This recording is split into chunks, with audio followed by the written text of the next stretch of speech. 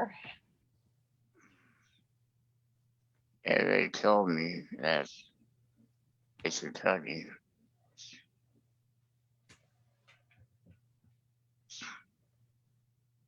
No. Hi, this is Sally Flashberger with the Wisconsin Board for People with Developmental Disabilities, and it's Living Well Wednesday. We haven't been here in a while, so we're excited to be here again. We kind of took a little break over the summer. We are streaming live on Facebook. That's the only place you can see this. We will post it on our YouTube channel after, but we're really excited today. We have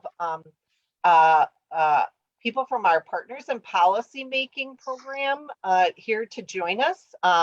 Myself and Lynn Breedlove are the co-facilitators of the program, along with Jenny Newgart, who staffs the entire thing and makes all the magic happen for the people participating and keeps us all on track. So we're excited to have Jenny and Lynn with us to talk about the program. But then we're also joined by two of our recent graduates from the last year, Jenny Price and Tim Carey. And we're really excited because they're going to share their experience, especially during this strange COVID time when we had to move to a virtual format. So we're really excited to have everyone here to join us. And I'm going to turn it over to Lynn. He's going to get us started and give us all the details about the program. So take it away, Lynn. Thanks, Sally. Hello, everybody. I should start out by saying I'm a big fan of Partners. I've been involved in it since it started in Wisconsin 10 years ago. And I think it's one of the most exciting things that's happening in the disability rights movement in our state. Partners started in Minnesota, I think over 25 years ago.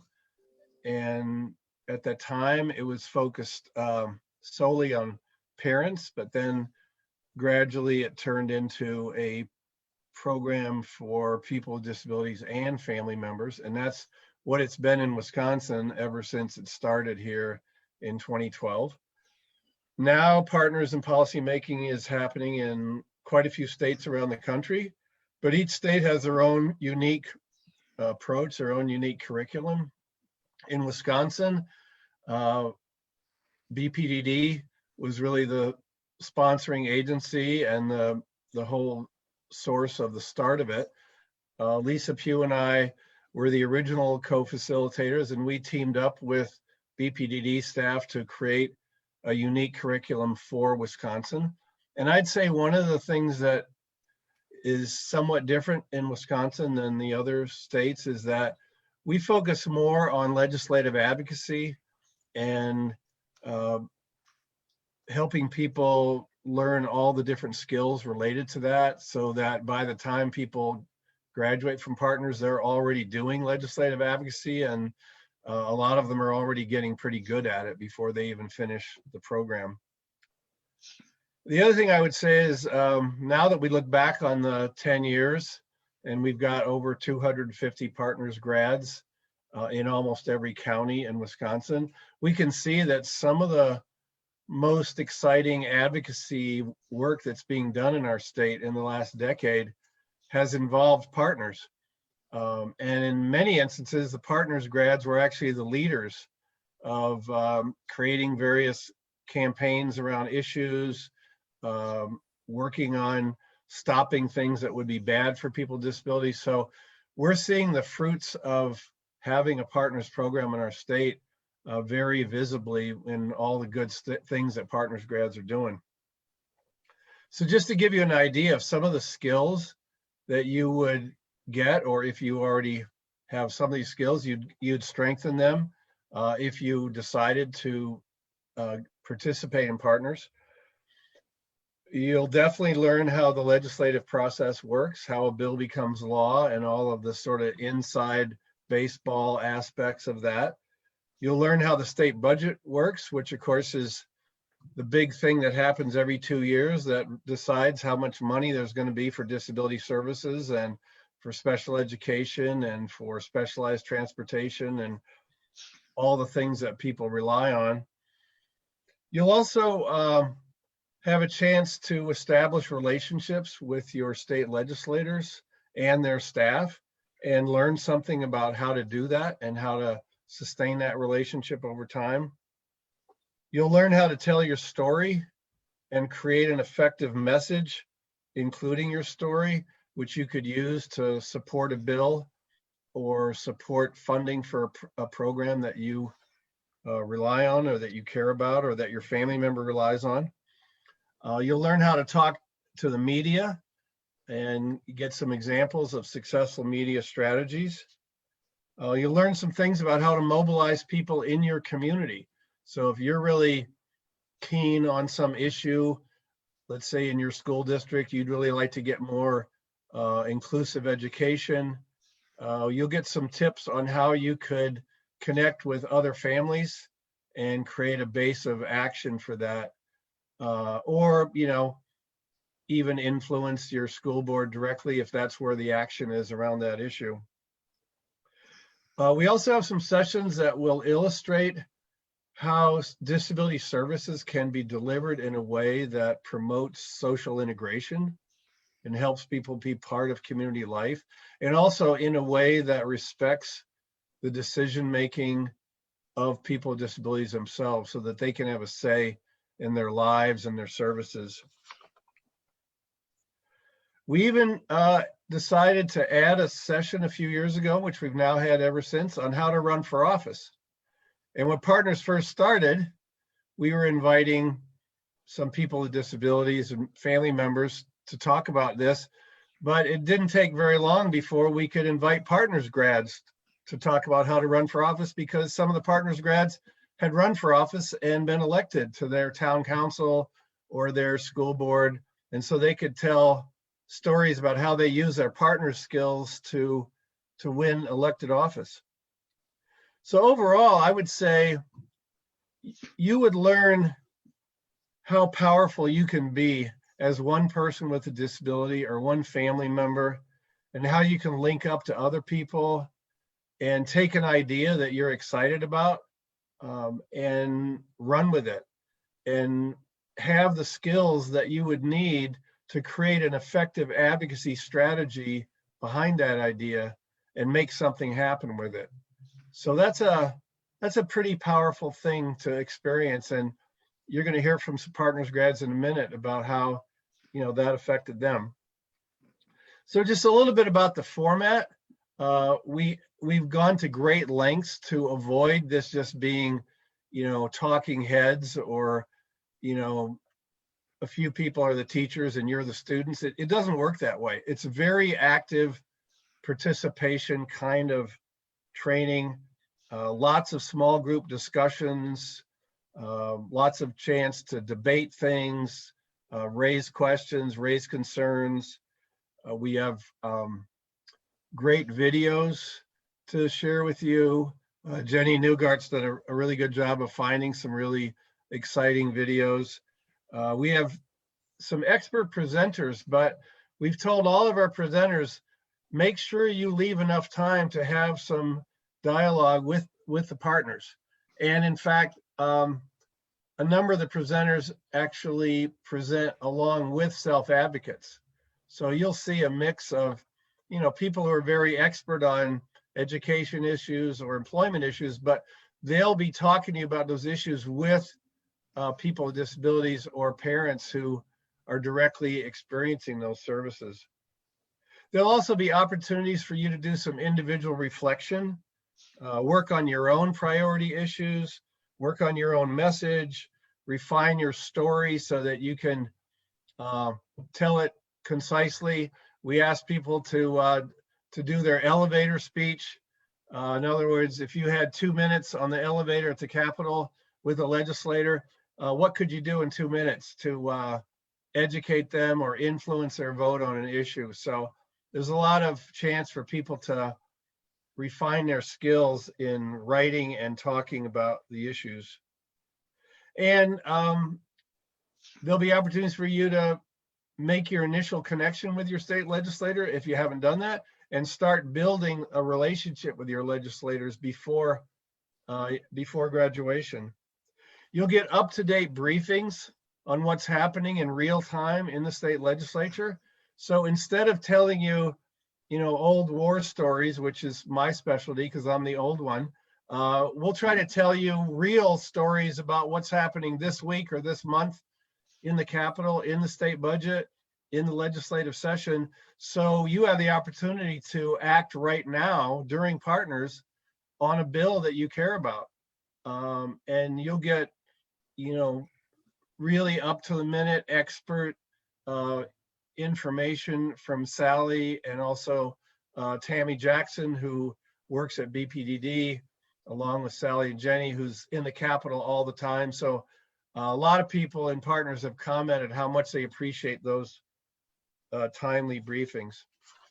So that's kind of the quick once over. Sally, if you want to add anything, or if there's any questions, I can respond. Oh, you're muted, Sally. I'm muted. Yeah, there The you go. Zoom issue. The one thing that I might say is that, strength in numbers, that we are off, this partners class is one of many. And so we have for sure over 200. It's probably a lot more than that. I don't know the count right now, but there's so many people around the state who have participated in this program.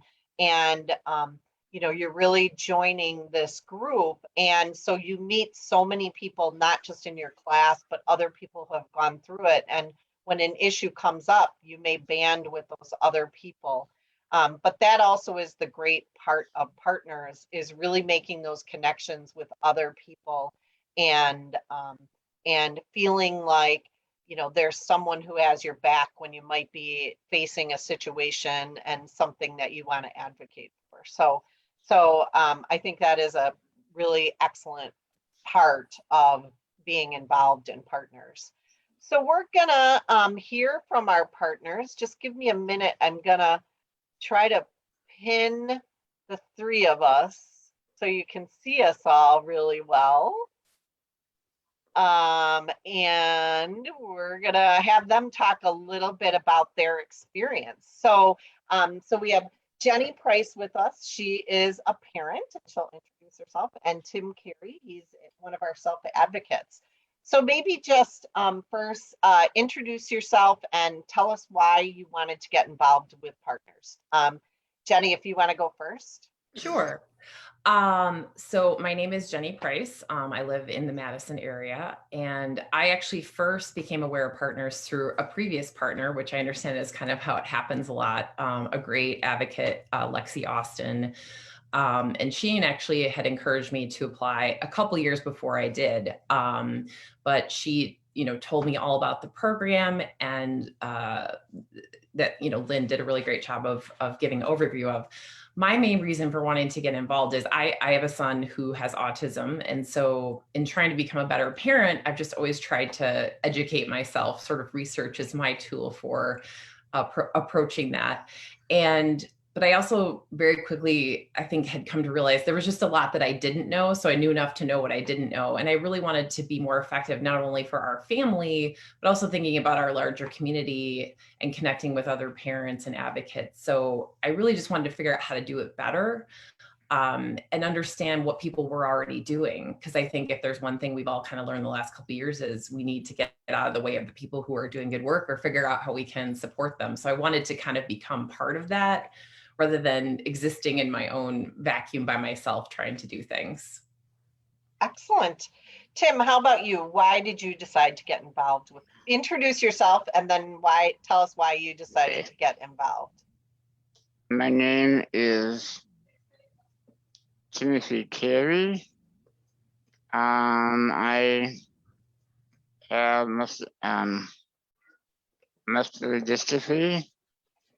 I live in Appleton, Wisconsin. I've been doing advocacy since about 2006. We started my website, Disability Voice. I've been advocacy, many years, like I said. My thought was if I could do better and if I could network better, that'd be great. I felt I could, if I could do better, then I should try. And I enjoy learning. I've been wanting to do this partners for policy making probably for about 4 or 5 years. Recently, the virtual meetings I could attend.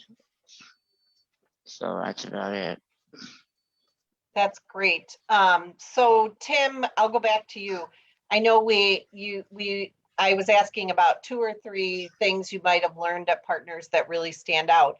And we had a little discussion before we got on, but go ahead and, tell us about that, kind of the thought around that. Well, my thought was like, Partners is so good and that it I don't want to say laid back, but it's not like someone is judging you. People are, trying to help you so that, greater good. I did learn, that it's better to be together than apart in advocacy. And networking is important, but I've learned some more about networking, and also I have learned the importance of always being prepared, like Lynn said, the elevator speech. I mean, I never had one before. I think that's a great thing I've learned is be prepared always, not just when you're done to give a presentation. That's great. Yeah, for sure. The elevator speech. I think that's one thing everybody seems to learn a lot about. Jenny, how about you? 2 or 3 things you maybe learned. So I would say that I would self-describe that I came into the group being amongst the more cynical members because I have a background in media and covering the government. And I think what was really nice and maybe even unexpected for me is that I really saw the importance of sort of patience in this process of advocacy, and the power of incremental action over time. So really understanding how some of the victories that people and partners or people with BPDD have had, or just longtime disability advocates, that it's this sort of, patience grasshopper thing. Like it doesn't all happen at once. And I think the other thing that was really important for me was understanding that just because people are maybe have a policy that doesn't promote inclusivity or disability rights doesn't mean they're acting with malice. They simply often don't know. They don't know the impact of a policy that's in place or that they've proposed. And that's kind of where we all come in is it's hopefully our job to let them know why it would be harmful or hurtful. So that was a huge, I think, light bulb for me. And then I guess the other thing for me was because I'm not a disabled person, having the benefit of meeting other people in the group, Tim included, and other self-advocates, really having an understanding of how much every aspect of people's lives is affected by the decisions that are made by people who are not disabled, and how important it is for them to hear from self-advocates or from family members, and to sort of get a better picture of what does inclusivity really look like if we listen to the people who are most affected. Absolutely. And how about Jenny? I'll go to you then again. We'll kind of switch back and forth. What were some of your favorite things from Partners? I mean, number one for me was just meeting everybody. And, you mentioned we were in a virtual format, which, I haven't done partners any other way. So my experience was virtual, but for me, I made some really strong connections with people, I feel like, and learned so much, got great ideas. The small groups were really dynamic, I think, in terms of even just some of the problem solving we did. So for me, that was huge. I think also because it was virtual, some of the quality of the national speakers that we had, I was just made a note here. I want to mention Lydia XC Brown, who is a autistic advocate, a self-advocate, and her sort of discussing and she also happens to be a person of color, and her discussing how those things intersect was really eye-opening for me because I don't have those experiences. So I think just the quality of the people and the different experiences, and also of parents, because I'm a parent. So I guess speaking for parents listening who might consider applying to be a partner, you really get to hear from some parents who have walked the path that you're walking. And so for me, that was really, really helpful and interesting and encouraging, honestly. That's great. Tim, how about you? What were some of your favorite things about partners? I enjoyed breakout sessions, role playing, and listening to other people's stories. I really enjoyed. I did, but I re-emphasize. I enjoyed the role playing because it gives you a chance to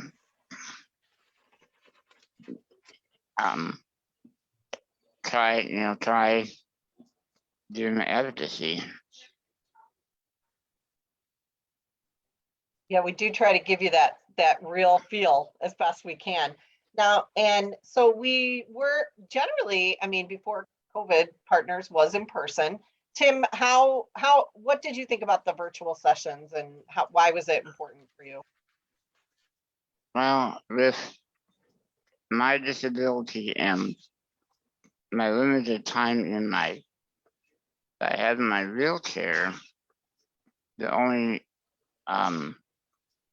physical way was to attend virtually.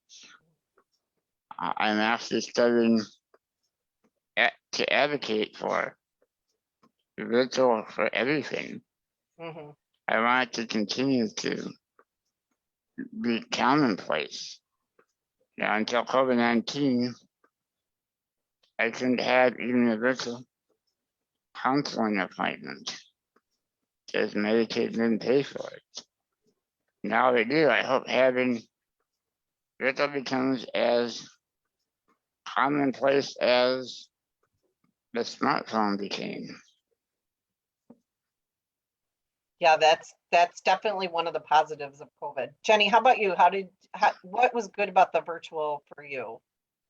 I mean, I probably the same anyone would say. I think it just saved time. I mean, as I said, a friend encouraged me to apply 2 years ago. I wanted to wait for a budget year because I was anxious to kind of wade in and try and advocate on special education funding. So for me, it was a time thing. I mean, we were still rolling through kind of partly virtual school. So to be able to do it from, walk downstairs with my cup of coffee on a Saturday morning, wave goodbye to everybody and lock in for those few hours, that it made it really possible for me as well, for more of a time thing. So I think, like Tim said, it's nice to have that flexibility. I think too, what you said about getting some speakers that maybe would have been more difficult if they were flying in from somewhere. And so I know we are working on some other, some national speakers too. So I think that's good. Hang on, there is a question.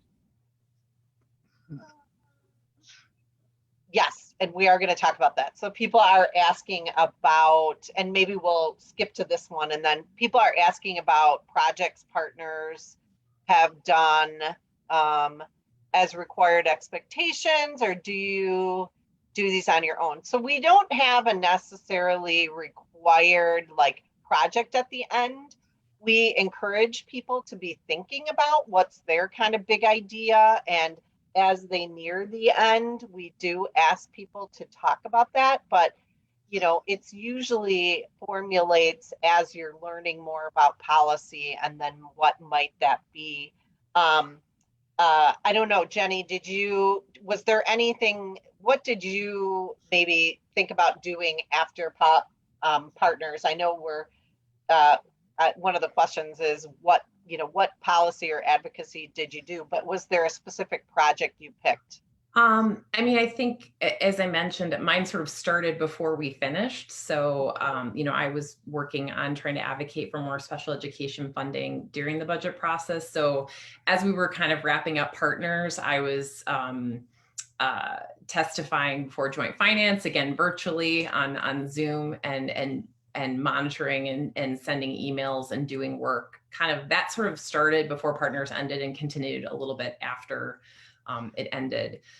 And I think beyond that, just looking for small ways, because I understand why seeing that bullet point like a project would make someone worried or off-putting, and they might say, I don't have time to do a project. I don't want to commit to that.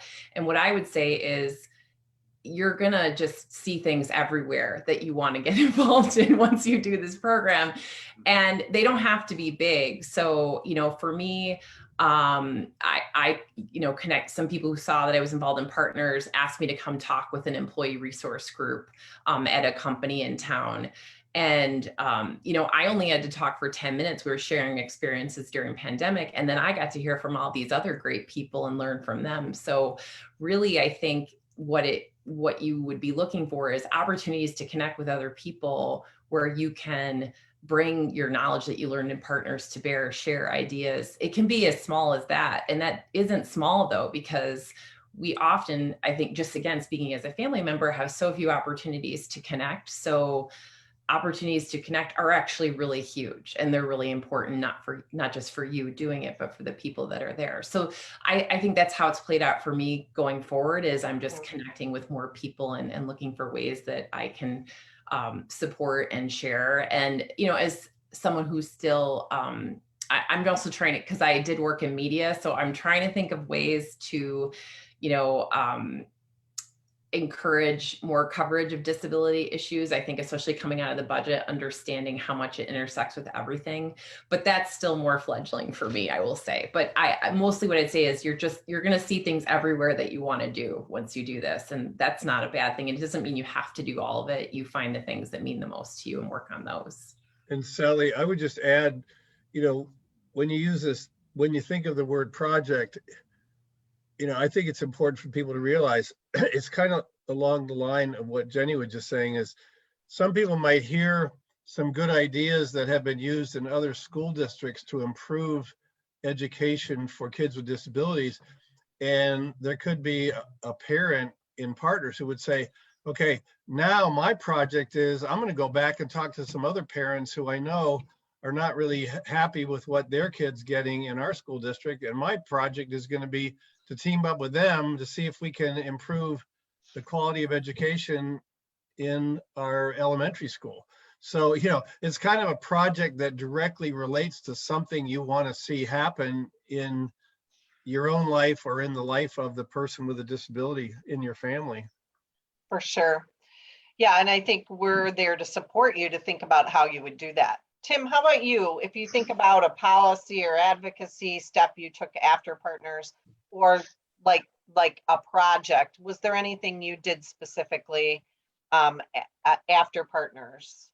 Well, right now I am advocating for virtual meetings. I also formed a relationship with my assembly person's staff person, and they left to take a promotion, but I right away said that relationship with the next staff person. Right now I'm working on having my assembly person that somebody person draft a bill regarding private duty nursing. Private duty nursing is for people who need skilled nursing care at home. For instance, I am on a ventilator in my home, and most people on ventilators can't talk, and I seem to have that gift. So I mean, I think I kind of owe it to my fellow people to on the same nursing care, advocate for them. And I've been trying to do this for almost 10 years, save the Department of Health Services some, actually save them some money on my bill. And we'll just see where it goes. And Tim, didn't you do some stuff with the governor's office and they? Oh yeah. Yeah. Yeah. I think. One of those facilitators, Sally, of this partners recommended me to this nonprofit that was looking for the governor for someone to represent disability, give my story down Medicaid. I did that, and then the communication officer from the Department of Health Services contacted me not too long ago, and she wants a senator is looking to tell a story for purposes of Medicaid funding and medical, and so I agreed to have my story told to the Wisconsin Senate, maybe be interviewed. Mhm. It's just starting, so it hasn't started yet. But. So Jenny, why would you recommend this program for other people to join? I know, and I should have a great answer for that because we've been talking about this. I would just say that I found it so incredibly life-changing in the sense that I don't see the world the same as I used to see it. And I remember that one of our early speakers said the same thing. And I was like, huh, nice for her. And then here I am like several months later. And I definitely feel that way. And I think it's primarily, it just has allowed me to see a bigger picture of what it means to be disabled in this world and how much or how many of the barriers that are there aren't because of the disability someone has, but because of the way things are structured. And while that's frustrating, it's also ideally cause for some optimism because there are things we can change. And quite often, as Tim mentioned, and I'm glad he's working on, virtual meetings and making sure those appointments are available. We all know that those things helped everybody. And so often a policy change that can help a person with a disability will actually universally be good for the world at large. And so that's really the biggest lens I've taken from this. And it really changes how I look at almost everything. And it does mean I'm often more frustrated than I like to be, but it also does give me, as I said, some optimism of how we can really make things better. Excellent. Tim, how about you? Why would you recommend partners to others, or what's important for others to know? Well, I think Lynn and Jenny have really talked about most of this, but as a person with a disability, I know advocating for yourself, personally or otherwise, is very important. Advocating for others can also be more fulfilling. As a person with a developmental disability, or someone who cares about a person with a developmental disability, you are in a unique position to make a positive change. You know what disability is all about. I mean, everyone has a story to be told, and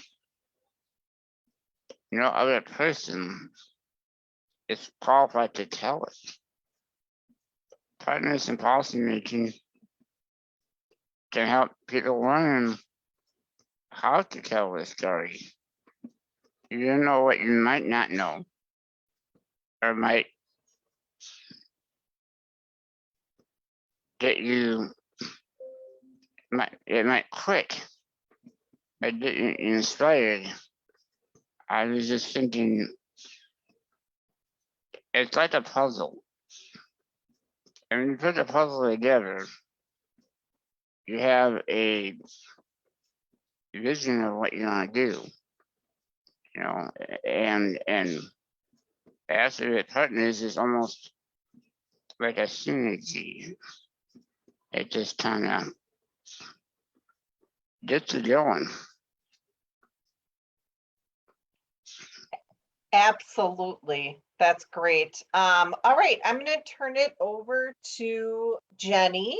Jenny Newgard. She's going to talk about the program, kind of the details, how you get all that information. And I think we're good there. I'm having a little computer issue, so Caitlin, I'm going to text you. All right, I'm good to go though. All right, so hopefully this has really piqued your interest and you want to get involved and be in the next partners class. So there is an application available on our website, and I believe it's also being posted for you to be able to click right on it if you're watching this. And in that application, it's got all the dates that we're going to meet. So there are 6 sessions. And the first one starts October 29th and 30th. So our application deadline is October 1st, so it's coming up here. And essentially how it's going to work is it's always a Friday, Saturday. So Fridays we're going to meet from 12:30, so you have a little time to eat lunch, to 8. There is a big break in there though at dinner time. And the evening is going to feature like a film of some sort, where we'll all watch the film virtually and then have a discussion afterwards. So we're trying to break up that time because we realize that's a long time to be on Zoom, but there's a big break in there and a couple little ones. And then Saturday, it's 8:30 to 12:30. So 4 hours on Saturday, again, with breaks and, trying to put in activities in there so you're not just sitting and listening for the whole time that you're part of this. You'll be doing lots of things. I encourage you to really look at the dates before you apply. We do need you to attend all 6 sessions. So if you look at the dates and you already see 2 that you can't do, this maybe isn't your year. Because one session really does build on another, and the group dynamic is such an important part of partners. It's hard to have people, coming and going in and out. So you do need to commit to all of those. That being said, if you get sick or if an emergency happened, that certainly is okay, and you wouldn't be removed from the program. But going into it, please make sure you can do those dates.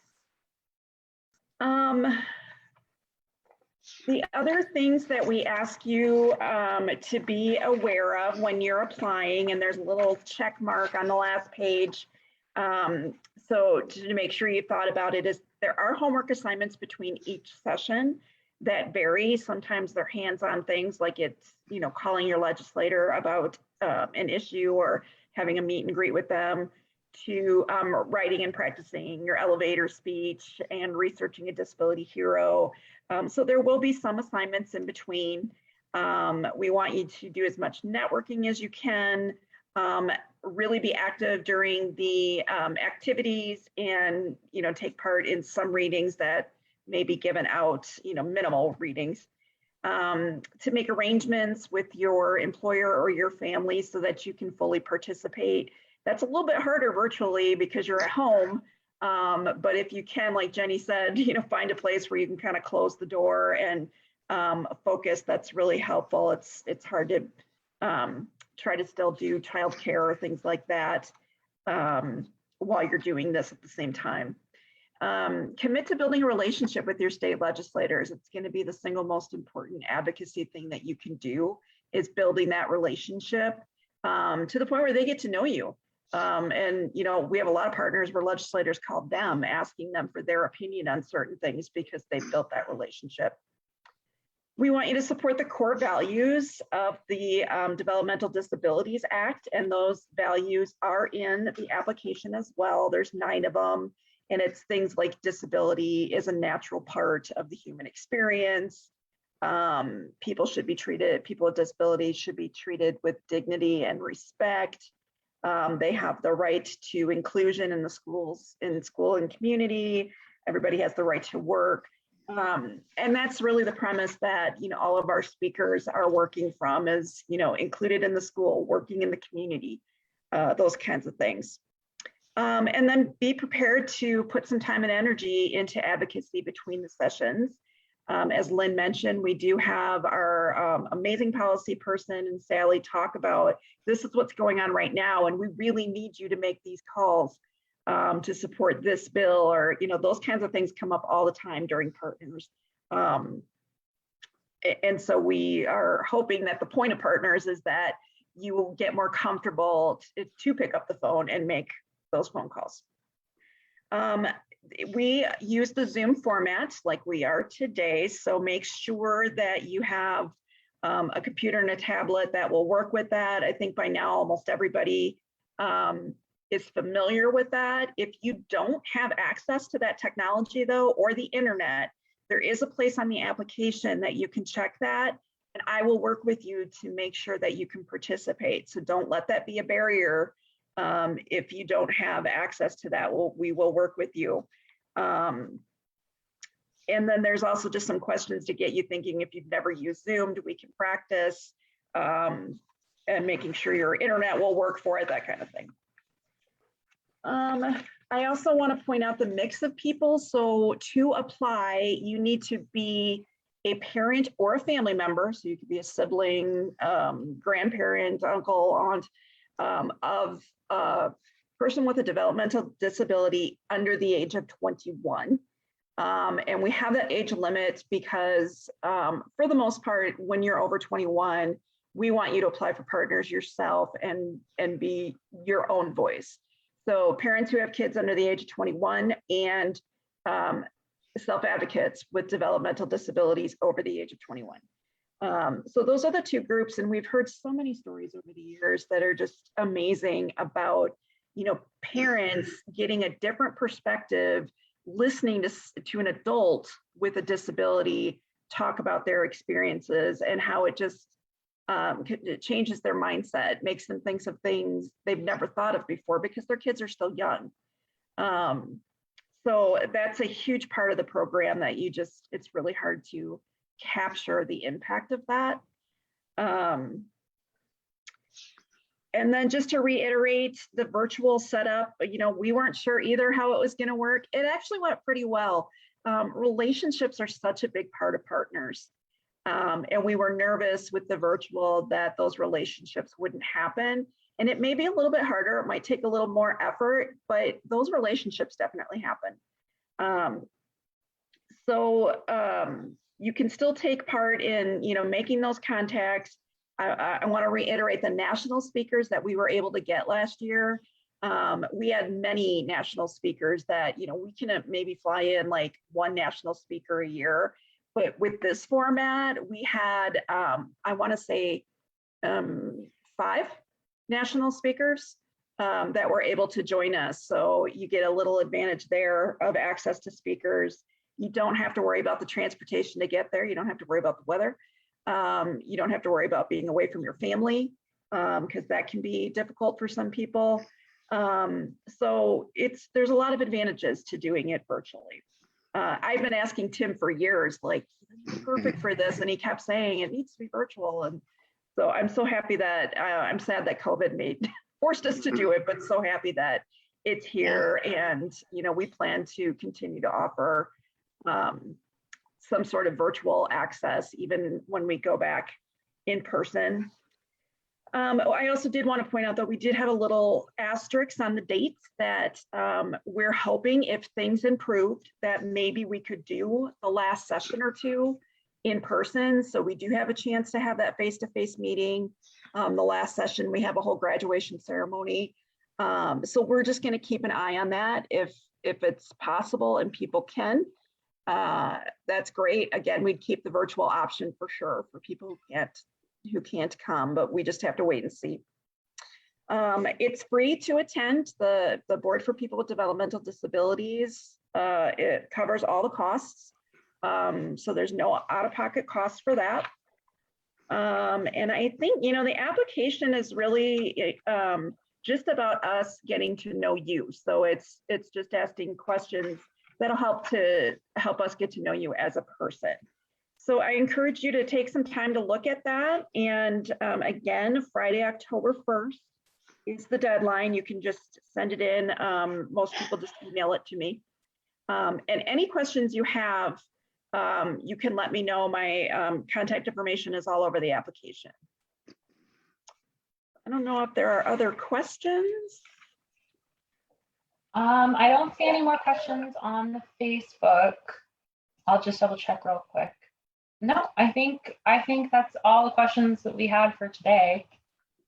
I am going to close it out. Sally's still having a little bit of technical difficulties, but I just wanted to thank everybody again for coming and joining us this morning. This is such a great program, and it was really great to hear from Jenny and Tim about their experience. And I know everybody's looking forward to starting it up again. So thanks everybody for joining us for this. And I want to remind the people who are watching that we are going to do another Living Well Wednesday on the 29th at 11. It'll be about the self-determination conference, and which is also a virtual event this year again, and free for people to come join us virtually. So we'll talk all about what that's going to mean and look like in 2 weeks. So thanks so much for joining us today, and we'll see you later.